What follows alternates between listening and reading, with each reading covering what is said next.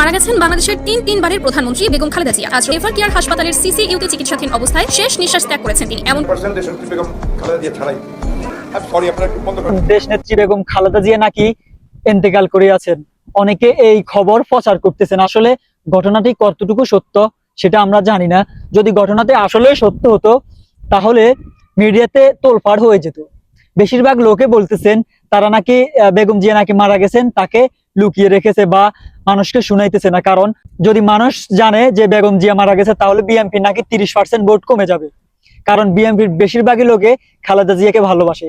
এই কথাটা অনেকের কাছ থেকে শুনতেছি। এখন কথাটা কতটুকু সত্য না মিথ্যা সেটা জানি না।